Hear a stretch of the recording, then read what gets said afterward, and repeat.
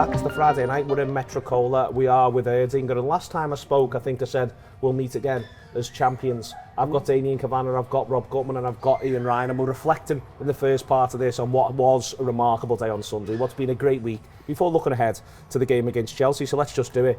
Sunday's one of the great Anfield days, if not the greatest Anfield day. And I think that's the way it's feeling for everyone. Everyone I've spoken to was overwhelmed by it. Everyone who was lucky enough to be there, everyone who saw it from afar, everyone has said it was incredible. Yeah, incredible. It doesn't cover it, does it? And it's interesting, as you say, is it Anfield's greatest day? And I'm talking, being of a certain vintage, it will always be Istanbul for me. And it still always will be. But I do think Sunday was Anfield. Istanbul on Scotty Road? I haven't done that one. No, seriously, and it's just the feedback of everyone talking about it and how warm they are about it. I think it was Anfield's greatest day, and it beats the Barcelona home thing. I think it was Anfield's greatest day. It's still, Istanbul will always be that moment in time for me, but it was like a European Cup final at Anfield. That, you knew you were going to win, and you knew you deserved it. You did know you were going to win. Yeah, all that, so it was incredible on so many levels, and I've been watching the stuff you've been doing and that, and it just sums it all up. It's just joy and warmth, and everything's fantastic. Everyone's floating on air, aren't they? It was just everything, the atmosphere, transmission from the players that started the performance. I can still smell the pyro, and I'm not kidding. Even if it's in just a moment, like I've had a cough all week. Yeah, it's like pyro cough.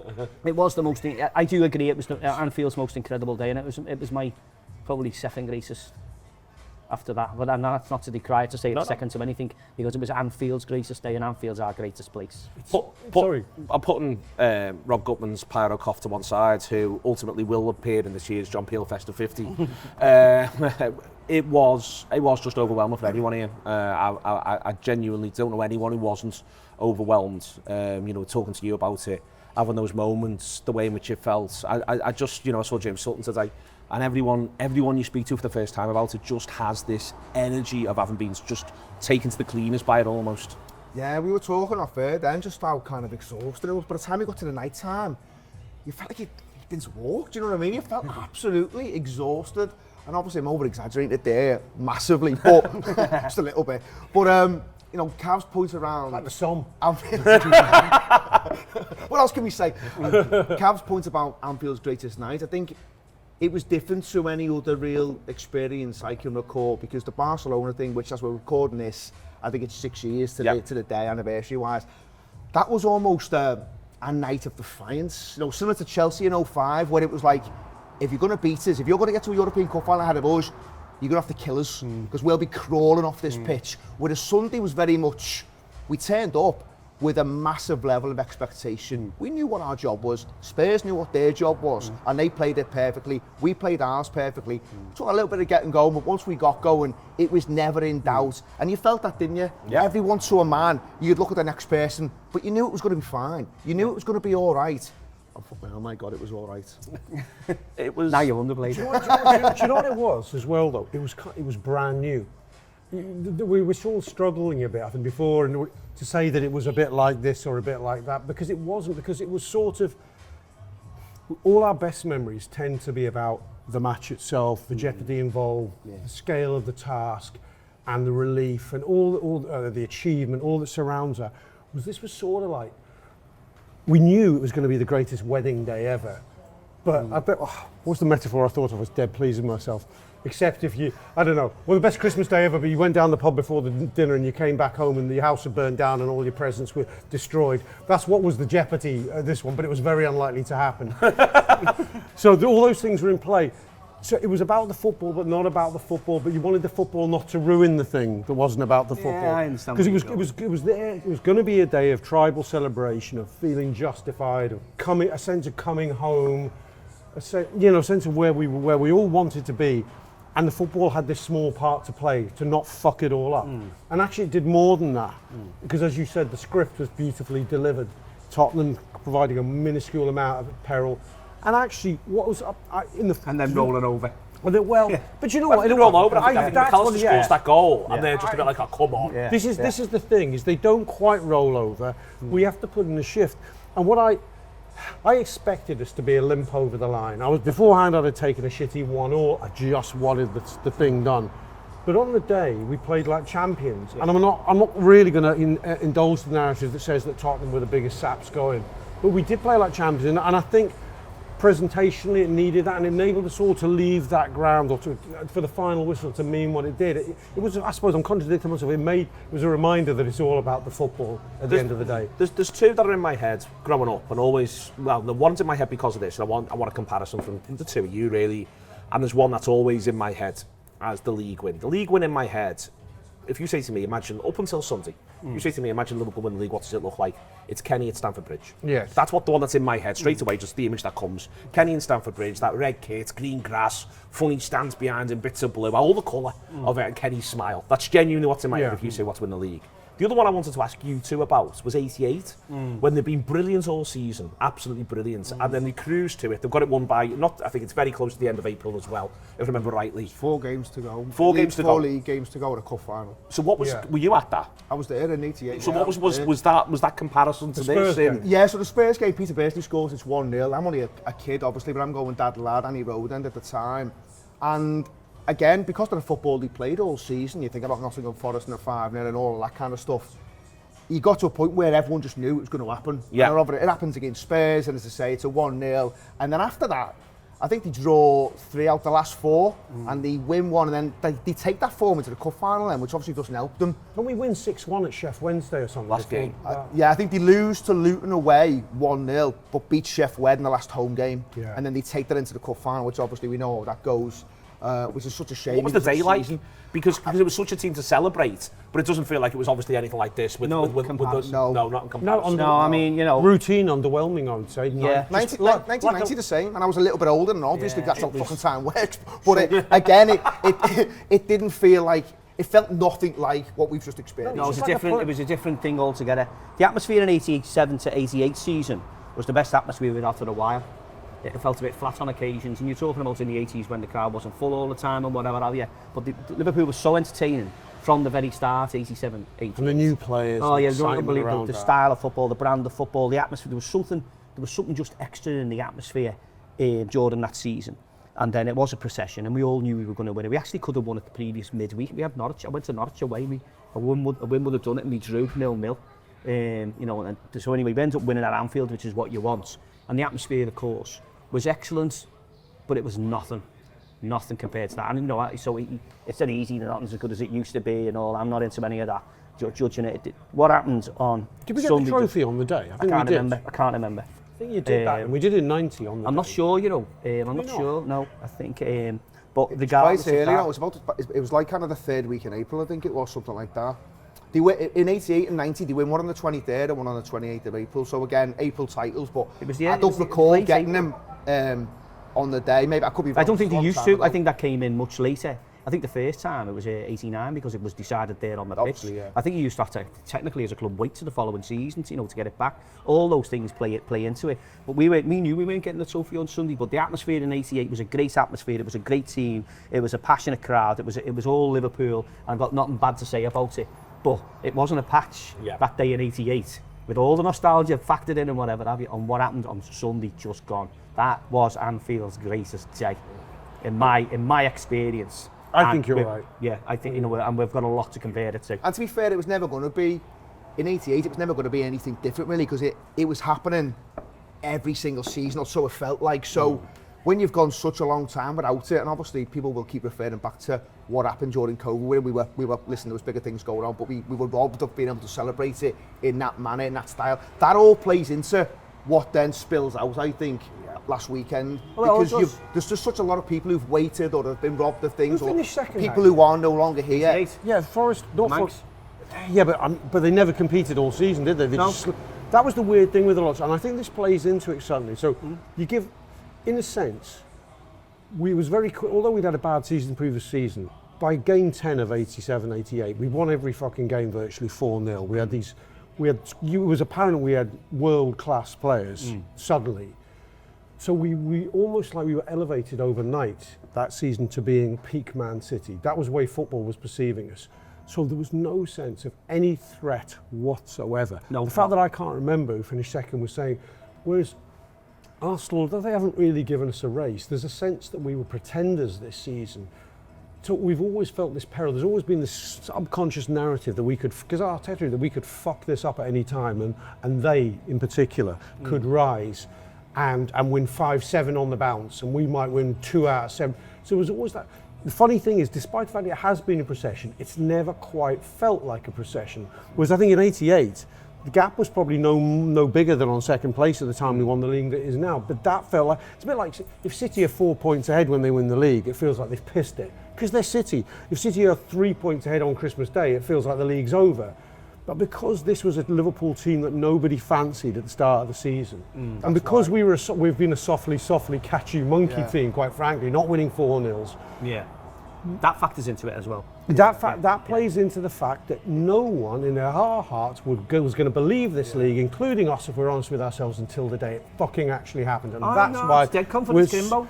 I was, and I wasn't. Yeah. I wasn't, Damian. But loads of people had insecurities, didn't they? And that's, even when you think back to 1920, they're so far clear. But there's games when, obviously, they lose at Watford and people's heads are falling off, and fucking miles clear. There's no chance of it. He finished 18 points clear of City at the end of that season. There was never a time when that was under threat. But again, back to, because you've gone so long and it feels so fucking real when you're living and breathing it and you're in the heat of battle.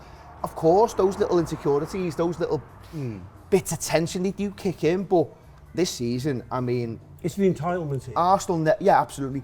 Arsenal never even put up a challenge. They never even put up a challenge. When you look at it, when you look at the hard numbers, the raw numbers, they've never really been close. Well, I want history to show that when you get the 4th in 5 seasons.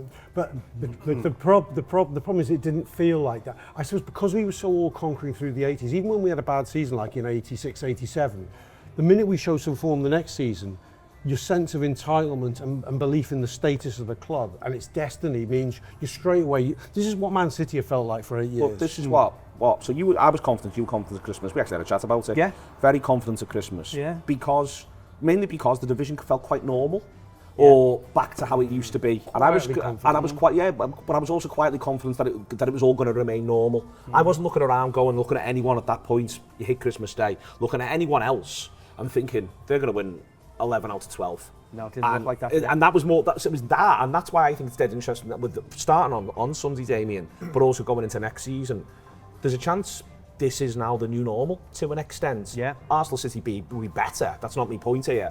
But the idea that it will involve, a team will win the league and they'll have won 28 games. They won't have necessarily needed to win 33, which it's felt like, in recent years, that's what you've got to be going at. And I'm sort of embracing that. And I think if we can, to Rob's point, all grab the confidence, and I include the players who I think have been a bit nervous last 3 or 4 games before this one.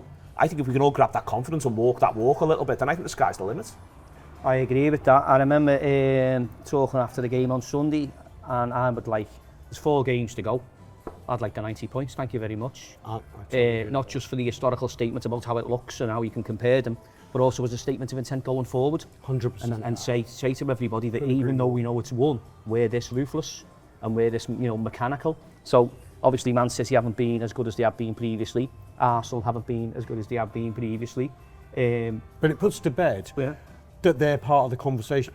Conversation which was how good is this Liverpool team? Is it a strong league? If Liverpool break 90 points, it sort of puts all that to bed. If it hits 90 points. It's not about if it's 90 points. Well, if it gets to 91 points, it's more points than Arsenal have ever done in any season ever, amen. Yeah. So that's the end of that conversation. Well, it was about the 8th best total in the history of the game, doesn't it? Something like that. So it's not. So don't get me wrong. I'd settle for whatever points total, but going back to what you were talking about, the league possibly being more competitive within itself, and Liverpool being the best team. So you could sort of worry. You can worry about anything. You could say, well, if Arsenal get all their players back and they make a good decision in the transfer market, they could be the best team in the league next season. If you want to downplay Liverpool, and Man City get their act together, and then they come back again, and they could be the best team in the league if you want to downplay Liverpool. But I think Liverpool will improve from here by experience and by belief in what they're doing. And I think there's every chance here. Arsenal becoming better and Man City becoming better is likely, but only as likely as Liverpool also improving from where they are. And there's all a nous. The manager will have learned lessons about squad depth and what he can and can't trust, which cost us potentially cost us a League Cup, which I'm not moaning about because fair play to Newcastle who deserved it. But yet Liverpool have got to grasp this moment because this could be 2 on the bounce, and why not? Why not? Why not indeed? We're in Metrocola, we're with Erdinger. It is Friday night, although we are recording it on Thursday. It's gorgeous outside. Genuinely, absolutely gorgeous. Be back in a second or two. And Erdinger, please.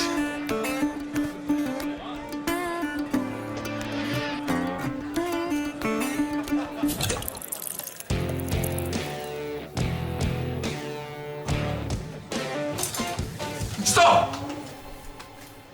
Don't forget the best bit.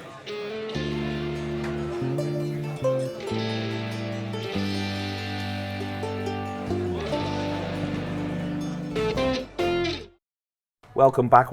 I've got Damian, Rob and Ian. We'll start off with then. No, we don't have to rush directly into Sunday. First and foremost, feeling them walk the walk as champions. That's the first thing I want to see on Sunday in a way. But also for all of us, I can't wait. I'm not going, unfortunately, Sunday, but I can't wait to hear that crowd, that away crowd chant champions. It was the best part of my day on Sunday just gone. I remember. It's the best You got a bit wobbly and emotional in my arms. I was so wobbly and emotional. I was wobbly emotional. I had to hold him up at one point too. Some arms though, to be fair. Yeah, but best place to be, wobbly and emotional. But that idea of that away crowd gets to bring on the champions, gets to acclaim the champions. Yeah, nothing's over, is it? Because the beauty of this game, this sport we've all been obsessed with since we were kids, is that you get to have another go. There's always another moment, there's always another season, there's always something to strive for. There'll be new players coming, there'll be players that leave, but you get to do all that. And I want these last 4 games, listen, if they don't go the way we want them to go, no problem, we'll forgive them, of course, for what they've delivered this season. But I want us to fly into Chelsea. I want us to fly into Arsenal. Brighton might be its own thing, with it being a Monday night, one of them. But then against Palace, I want them to swagger, to almost go, hang on, we're the champions of the country. And you want to see that in their performance, and then you get to watch the big fella go and lift it. And then we have a lovely night, and then we all go off and do our own thing. But I'm thinking about, then you get to bask in the glory over the summer, and we'll all be doing our own little bits and bobs. You'll be on holiday, and you'll get chatting to people, and someone will go, well, you're red or a blue? I'm a red. You had some season there, didn't you? Fucking right, we did. So I want to do this, keep doing this. The whole conversation. The conversation with yourself, there, lad. You know, you went everywhere. And I could go on. You're a continent. But this Words got said, kids got upset. And this is what we get to do. It's the pool bar, it's only 11:30, they're saying. Local gendarmes are called. He'll open up with, well, I'm glad you asked. And this is what we get to do. But I can't wait. I'm looking forward to the next 4. I'm looking forward to it. Too right. And I think there's a thing where, listen, there's no love lost between us and Chelsea or us and Arsenal. I hope we put one on both of them, to be honest. And you can have a conversation about whether you think Chelsea should be in the Champions League or not next year. I don't think they should be. I'm more than happy to give them a helping hand, making sure they're not, to be honest. And then there's been this thing with Arsenal for the majority of the season. So let's go and act like champions on that day. And I think it'll be interesting to see where they are from a Champions League perspective. If they've gone out, that adds another little bit of needle, I think, to the whole occasion. So Did you not all enjoy PSG turning them over? So it's a saucy one. I'm looking forward to it. When you say that about them not deserving it, I couldn't agree more. They've had, theoretically, you know, a lot of things in the first half of the season broke their way. They had Palmer on that unbelievable hot streak.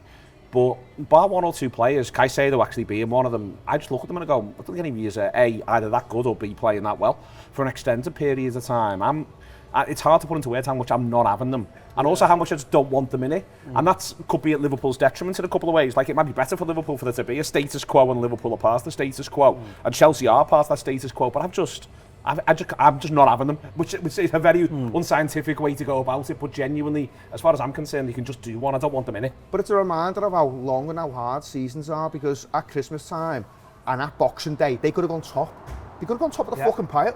If they beat Everton, that's where they would have been. Yeah. And all of a sudden you think, hang on a sec, could this Chelsea team, under a new manager, suddenly mount some kind of challenge? It seemed unlikely, and you always felt if there was going to be a challenger, it would be Arsenal.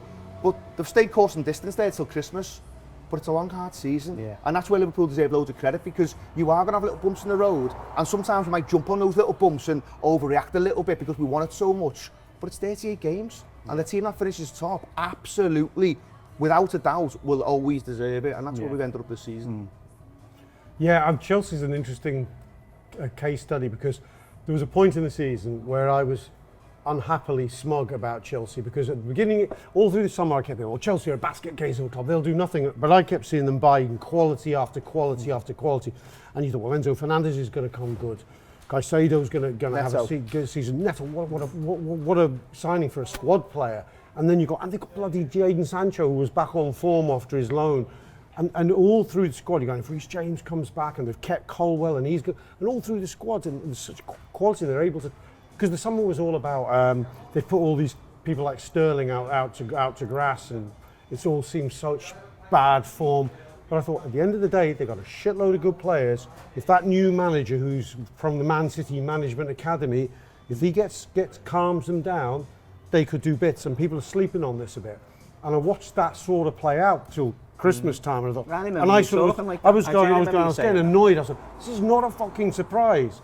And in the second half of the season, I'm delighted to have been proved tragically wrong. So happy about that. I mean, by this summer, I now think that the fall away has been so profound that I think it's exposed Maresca as a bum. And they're fools if they don't sack You don't like him, by the way. Loads of them don't like him. But they're quite bluntly right. They're not having him. Because how good the first half of the season is, and the fact they're even still in contention, just shows you how, just shows you how shit the second half of their season has been. Yeah.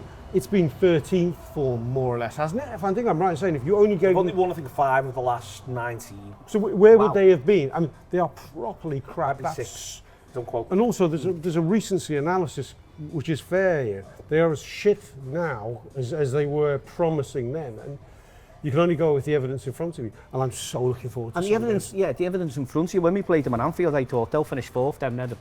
There's 3 teams, and then there's them. That's what I thought. And it could still turn out that way. It could still go that way, yeah. I mean, certainly if they get a result on Sunday, what I like about Sunday, Damian, is I want us to get a result. Part of why I think we will get a result is because we don't need to. I think they can play with such calm, such assurance, genuine confidence in themselves. But also, if they want, they can say to Chelsea, well, go on then, show us what you've got. And then we're going to show you what we've got. Yeah. They haven't got to make the running at any point during this game now. And I think that, given Chelsea's issues over the course of the season, I think that might just suit us for this. Yeah, so where it won't suit us if they really need a result, and they do, and then they come at us and we're off it, and then we can get embarrassed. And we can just say, we're still on the ale, and we'll all let it go. But I hope there's that needle there. Yeah. So Chelsea versus Liverpool, or Liverpool versus Chelsea, there's always needle in the game. You know, we hated each other when they were shite. Long time ago, we've never got on with them. As a rough speaking thing, I'm not, there's obviously, a lot of good fans out there, both sides, all that. But, there's always been needle, that's a better way of explaining it. And so, they'll want it. They won't like the idea that we're going there as champions. They need the points. Yeah, they need the points. Their fan base will be fanatical, and that's what you want. And so they're going to come out. So it's two-sided, isn't it? They'll come out the blocks, and we'll be complacent and they'll run all over us. Or they'll come out the blocks, and we'll do them on the counter, and we'll slice them all open. And once that starts, they're in a very difficult position, aren't they? Because they really do need the points. And what they've stacked up and the money that they've spent and whatever, it means you've got to be in the big cup. So yeah, I fancy us a lot. And going back to a little bit what we were saying earlier, it doesn't matter what anyone says. Liverpool got and there's tittle tattle now and all that now, but people will just say Liverpool won the league and weren't they great. But I'm sure I would be in that changing room with them and say, listen, we want that 90-point thing, and we don't want anyone to say it was a one-off, and we don't want anyone to say it was because someone else was bad. We want to be able to say 91 points, 90 points, and whatever. So that starts on Sunday. So get down there and do it. I'm intrigued to see what he picks. I think he'll go strong. I don't think he'll mess about. I think he picks his boys. He might allow himself one that he might not do if it was still on the line, somewhere on the pitch. Maybe, he picked Diaz last week. Maybe he goes Jota. I think we know enough now to know it won't be Nunez for the reasons that he's half acknowledged and half not in his press conference. Was it the clause? Yes. I don't think I thought all I could do was read between every line that was going on that one. And why bring him? Oh, it's because about starts, isn't it? The clause. Starts, yeah. Teeny little bit of a question. So just to clarify that, suppose there's rumours. The word is, go on. The rumour that's out of Portugal is that Liverpool have to pay Benfica another sum of money 5 million if Nunez starts another game, Premier League game. Well, if that is the case, and he's going in the summer. Well, regardless of whether he's going in the summer or he isn't, and I think he should, and I don't go with any animosity towards that. But if that's going to cost Liverpool £5 million and they've got more players and they don't need the points, I don't see the sense. Do you know what I do? Do you know what I do? I have him on the car park. I have him working behind the coffee counter. We're still paying him a wage. He can come off the bench as he did the other day. I think he'd take that really well. Being the calm, man, fella that he is. You know what? You might do Bradley, you might not do Bradley. Well, he didn't make the bench, did he? Against No, the, no matter if it's- He had a knock. Yeah, he had a knock. Yeah. So I think what we'll never know is, it's been said, I've not caught it as, would Trent have started that game? I suspect he probably wouldn't have. My feeling was he would have gone with Bradley I agree for with the you. Spurs game. But that would have given you the answer. Had the two of them been available, that would have given you the answer. One was in the possession of the shirt, Yeah. and that was that was. We know Bradley. the answer, though. Yeah, but But that would have given you the answer. But you know what? For the first time, a whole season, we've come into this show, but normally, once the last game finishes, I'm thinking about the team for the next game. I'm always thinking about what's you going to do for the next game. Sure. And until this very moment, you ask me, I'm not giving it a second thought, the team, which just shows you where we are and how privileged we are now to be in this situation with 4 games to go, and it is fucking done and dusted. That is a privileged position. But I think the manager, listen, you've got a real sense of what he's about now. Winning. You've got a real sense of it. He won't be. The strict headmaster. Listen, he won't be happy. And listen, I know Klopp wouldn't have been either. When you go back to that season where obviously we'd done the business, we had a great campaign. Obviously, there was a COVID stuff at the end, and City beat us 4-0, and then Arsenal beat us a few weeks later. This manager will not want that. Klopp didn't want it. This manager won't either. And those players shouldn't want it, by the way. After the season they've had, there should be a desire to show what they're all about. And by the way, you're playing for next season now. There's some there who have, they might not start at the weekend, but if you get a chance, you better fucking grab it. You better grab that moment, because he will not suffer fools for 1 second. And if he doesn't think you're at it or capable of it, then you won't be playing next season. But 1 or 2 are probably on the cusp of either staying or going. And if they get a sniff, they've got to take those opportunities. I think that's very I think that's the speech he will be giving broadly. It's very different. I found the Should I go in there, do you think? Or? I think we should. I'd back you all up. I think the sports psychology of it is interesting. You're obviously freer of mind, but there's no way when you're facing that 50-50 and you're thinking, I'm not putting myself out fucking the beginning of next season with a fucking broken ankle because I went in hard in a meaningless game. So that's why, the example we talked about at the beginning of the show about 87, 88, post-winning the title. On the one hand, we lose 1-0 at Luton. On the other hand, we win 6-1 Sheffield Wednesday. But that's it, Damian. So freedom of mind can lead you to your greatest performance of the season. But the lack of motivation to lay your body on the line, and they shouldn't be laying their bodies on the line, quite frankly, is what could make you take the odd beating against a team that charges itself up in the right way. So we kind of have to suck it. I think, do you know what I feel like it is? It's 4 Charity Shields, this. If you win it, fantastic. If you lose it, I think I seem to remember a couple of home draws, 88 post. I haven't studied this. What was it? If only we could find out. Yeah, well, I'm sure we could. They draw 3 out of the last 4, I think. Well, I seem to remember a couple of home draws, and then. I thought we did better than that. I mean, I remember the league was everyone knew. 82-83 was the worst post trial. So in 88, I think it's 3 draws, 1 win, and then the cup final defeat. 83, they lose 5 out of the last 6. But the problem there. Unbelievable. I'm checking it now on my phone. Okay, so I'm not just being rude. Go on. So the problem there with 1988 was we had a cup final to play. Yeah. And it was like, well, you've just been absolutely fantastic and you've enjoyed it in the old school way, and it might be difficult to get yourself going and whatever have you, but you turn the tap off on the form, and you can't turn the tap on and off with regards to form. You get beat at Luton, and then you go into a cup final. Yeah, they draw twice at Anfield and win 5-1. Against Sheffield Wednesday, and then they lose the cup final. So they go to Stamford Bridge and draw. They draw at Anfield against Southampton. They beat Sheffield Wednesday 5-1 away, and then they draw 1-1. That all sounds very familiar. And so it's 3 games. What 82-83? Because that is the ultimate. Well, 82-83, they don't win it until the last day, do they? But they've got the home and hose with 6 to go. So in the end, or fifth last home game. 5 on the last 6. We win it by losing 2-0 at Tottenham. I was there that day. We lost 2-0 at Spurs, and Man U dropped points. Well, no, don't they lose to Southampton 3-2? I can't look another one up, lads. They lose to Southampton. No, should you? They lose to Southampton 3-2, and then Everton are playing United, and Everton beat them 2-0 sharp, and Heath scored, which comes in. McMahon's playing. It's the Spurs. I'm sure. Well, whichever it is. They might play Spurs in the run, and possibly could be right. But I know that almost made it safe. Well, God knows. Yeah, at some point. But I understand what you're saying about the drop-off on that, so I understand also what you're saying about, well, am I going to get myself injured before the start of next season? But equally, you're playing for your place. Well, that, again, everywhere you look. So I'm sure over-analysation isn't actually a word, but I always say over-analysation is a sin. Should be, shouldn't it? Right, so what they should just come out, right, and play. So I think we've got a manager who is an extremely tough taskmaster. Some of those players are potentially playing for the future, some of them aren't.